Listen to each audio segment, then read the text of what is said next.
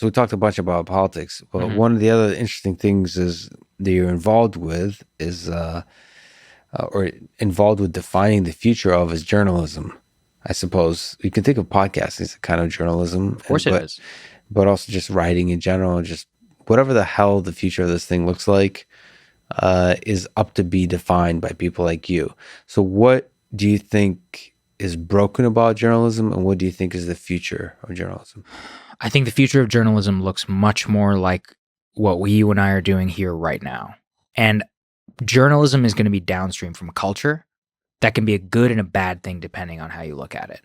We are going to look at our media. Our media is going to look much more like it did pre-mass media. And the way that I mean that is that back in the 1800s in particular, especially after the invention of the telegraph, when information itself was known. So for example, like you and I don't need to, let's say you and I are competing journalists.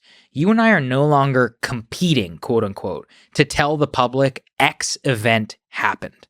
All journalism today is largely explaining why did X happen. Mm-hmm. And part of the problem with that is that means that it's all up for partisan interpretation. Mm-hmm. Now, you can say that that's a bad thing. I think it's a great thing because the highest level of literacy and news viewership in America was during the time of yellow journalism, was during the time of partisan journalism. Not a surprise. People like to read the news from people that they agree with. You could say that's bad, echo chambers, etc. That's the downside of it. The upside is more people are more educated. More people are interested in the news. So I think the proliferation of mass media, of this format, Mm-hmm. of Long form, niching, of not just long form. I do updates on Instagram, which are 5 minutes. Oh, you consider Yeah. like Instagram, Yeah. Oh, almost yeah. even Twitter. Oh, of course, Twitter. Twitter is where I get my news from. Yeah. I don't read the paper. I have literally Twitter is my news aggregator. It's called my wire, where I find out about hard events, like the president has departed the White House. But not only Right? that, I don't know Yeah. about you, but I also looked at Twitter to the exact thing you're saying, which is Yeah. the response to the news. Correct. Like the thoughtful, sounds ridiculous, but you Yeah. can be pretty thoughtful in a single Well, tweet. If you follow the right people, Yeah. you can get that.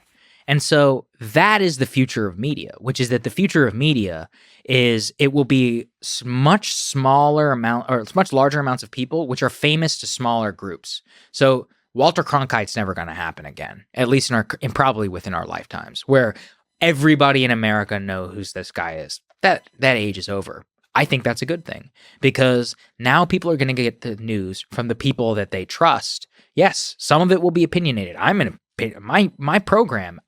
Crystal and I are like, we are she's coming from this like view. I'm coming from this view. That's our bias when we talk about information, and we're going to talk about the information that we think is important. Mm-hmm. And it has garnered a large audience. I think that's very much where the future is going to be.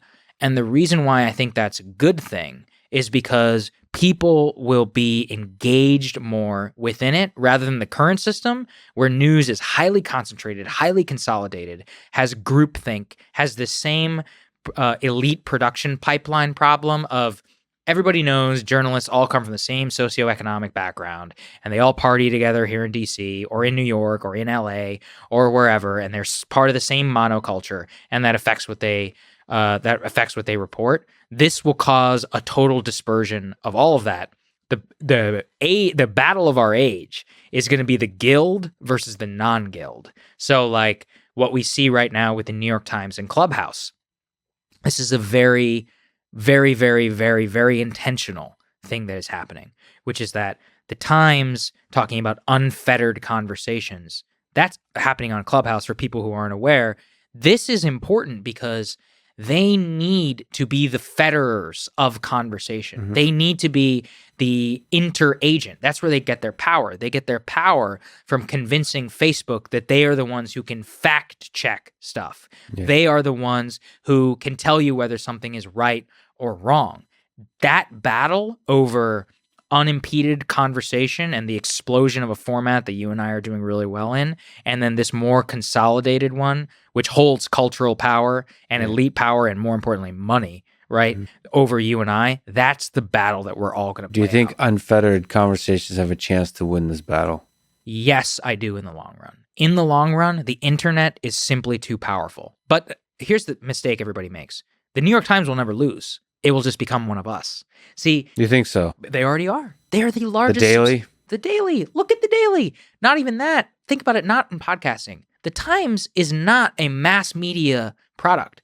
It is a subscription product for upper middle class, largely white liberals who live the same circumstances across the United States and in Europe. There's nothing wrong with that. But here's the thing. You can't be the paper of record when you're actually the paper of upper middle class white America. Your job is to report on the news from that angle and deliver them the product that they want. There's nothing wrong with that. Their stock price is higher than ever. They're making 10 times more money than they did 10 years ago, but it comes at the cost of not having a mass application audience. So like when people, I think people in our space are always like, the New York Times is going to be destroyed. No, it's actually even better. They will just become one of us. They already are. They're a subscription platform. Well, Yeah. yes, in terms of the actual mechanism, but Right. New York Times is still, and I don't think I'm speaking about a particular sector. I think it, as a brand, it does have the level of credibility assigned to it still. There's politicization of it, Totally. but there's a credibility. Like it has much more credibility than forgive me, but then I think you and I have No, you're right. in terms of your podcast. Like people are not going to be like they're going to cite the New York Times versus what you said on the podcast for an opinion. I wonder in the sense of battles, whether unfettered conversations, whether Joe Rogan, whether your podcast can become have the same level of legitimacy, or the flip side, New York Times loses legitimacy to be at the same level of in terms of how we talk about it. It's a long battle, right? It's going to take a long time. And I'm saying this is where I think the end state is going.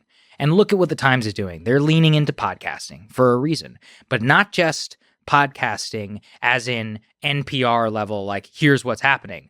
Michael Barbaro is a fucking celebrity. Right? The guy who does the Daily. Yeah. That guy's famous amongst these people because they're like, oh my God, I love Michael. Like, I love the way he does this stuff. Again, that's fine. More people are listening to the news. I think that's a good thing. Yeah. And then who else do they hire? Ezra Klein from Vox. Yeah. Kara Swisher, also from Vox, who does Pivot, which is an amazing podcast. Or Jane Coaston. Same thing. It's personalities who are becoming bundled together within this brand. Right. But okay, maybe I'm just a hater. Because I loved podcasting from the beginning. I loved Green Day before they were cool, man. But I am bothered by it. Like, why doesn't Kara Swisher, she's done successfully, I think, on her own. No, she was always a part of some kind of institution. I'm not sure. But she started her own thing, I think. Recode, anyway, right? Yeah, Recode. I don't know if that's her own thing. Right. Yeah. So she was very successful there. Why the hell did she join the New York Times with a new podcast? Why is Michael Barbaro not do his own thing? Because he gets paid, and because he wants the elite cachet that you just referenced within his social circle in New York, which is that I think the biggest mistake that some of the venture people make is if we give everybody the tools that those people are all going to leave to like go Substack and go independent. Within their social circle, sacrificing some money from being independent is worth it to be a part of the New York Times. That's sad to me because it propagates old thinking. Like, it propagates old institutions. And you could say that New York Times is going to evolve quickly and so on, but I would love it if there was a mechanism for reestablishing, like for building new New York Times. In terms of public legitimacy. And I suppose that's wishful thinking because it takes time to build trust in institutions and it takes time to build new institutions. My main thing I would say is public legitimacy as a concept is not going to be there in mass media anymore because of the balkanization of audiences. I mean, think about it, right? Like, this is like Legion, the classic stuff around 1,000 true fans, or no, sorry, like 100 true fans even now. Like you can make a living on the internet just talking to 100 people. Yeah. If as long as they're all high frequency traders, some of the highest paid people on Substack, they don't have that many subs. It's just that they're Wall Street guys, right? So people pay a lot of money. Again, that's great. So what you will have is an increasing balkanization of the internet, of audiences and of niches. People will become increasingly famous within us.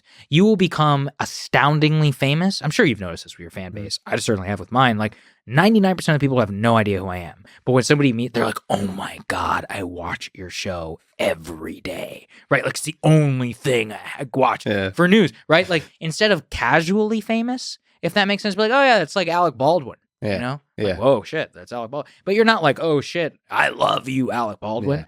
Yeah. This is a Ben Smith of the New York Times, actually. He wrote this column. He's like, the future is everybody will be famous, but only to a small group of people. Yeah. And I think that is true. But again, I don't decry it. I think it's great because I think that the more that happens, the more engaged people will be, and it empowers different voices to be able to come in and then possibly, I wouldn't say destroy, but compete